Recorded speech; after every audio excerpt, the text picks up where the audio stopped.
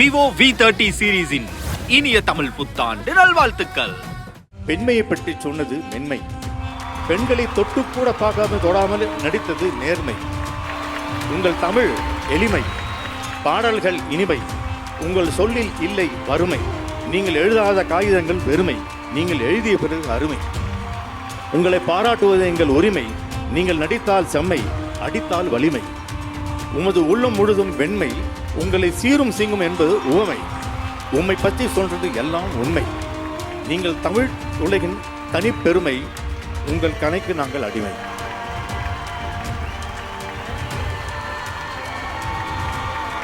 Astra Hearing Care, Vivo, Black Sheep, Voice Awards 2024. Title sponsor Astra Hearing Care. We help ears to hear. Vivo, presented by Lalita Jewelry மற்றும் Bigos. Powered by Jody, a marriage app for common people. மற்றும் Swastika Fresh Milk and Curd. இது நல்வாழ்விற்கான நேரம். நூற்றாண்டின் கலைக்குரல் எனும் இந்த விருதினை கொடுத்து பெருமைப்படுகிறது Black Sheep Voice Awards 2024.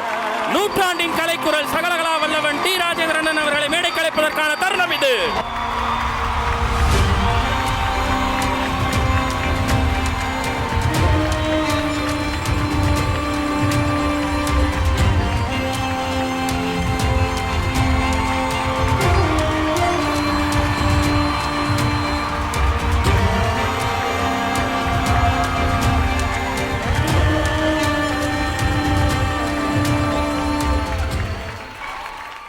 ஒரு வரலாற்று நாயகன் டிஆர் அவர்களை பற்றி பேசுவதற்கு உங்களுக்கே தெரியும், ஒரு நாவல் கணக்கில் பக்கம் பக்கமாக பேசணும்.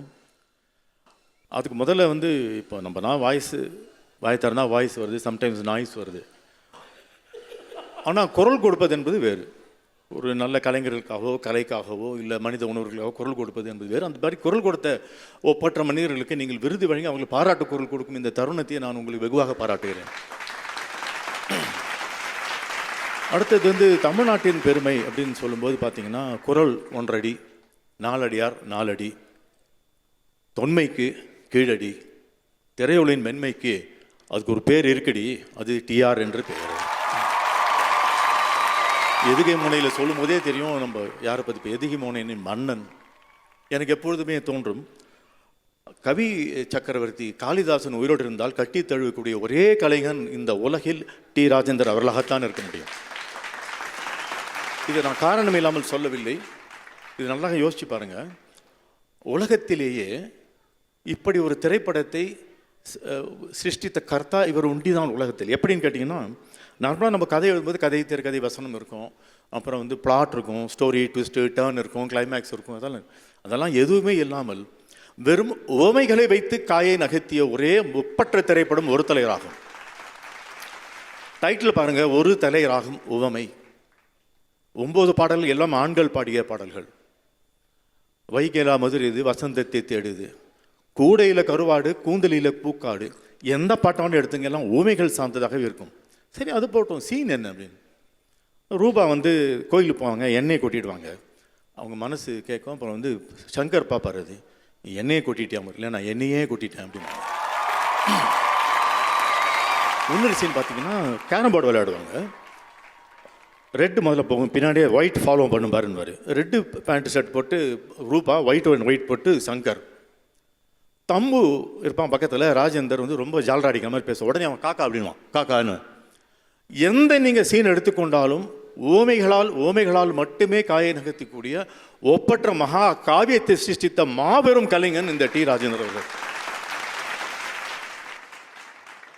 இவர் இவருடைய படங்கள் இவர் பாருங்க, இந்த மாதிரி புதுசு, எல்லாமே புதுசு.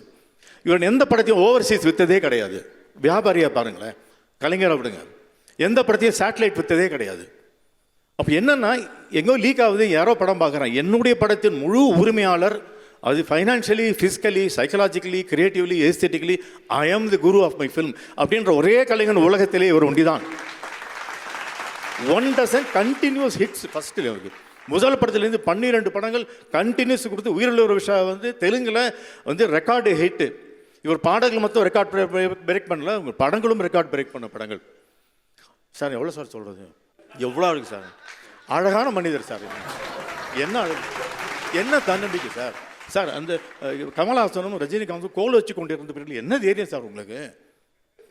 உங்களுடைய வெறும் அந்த போகுது பாருங்களேன், இன்னி வரைக்கும் பாருங்களேன். சிம்பு உங்களுடைய பெஸ்ட் படைப்பு, அது வேற.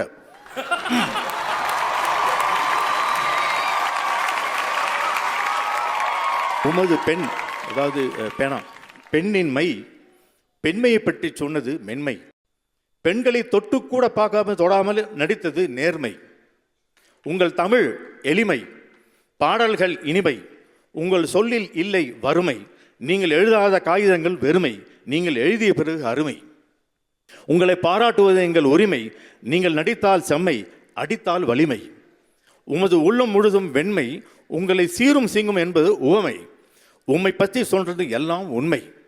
நீங்கள் தமிழ் உலகின் தனிப்பெருமை, உங்கள் கலைக்கு நாங்கள் அடிமை.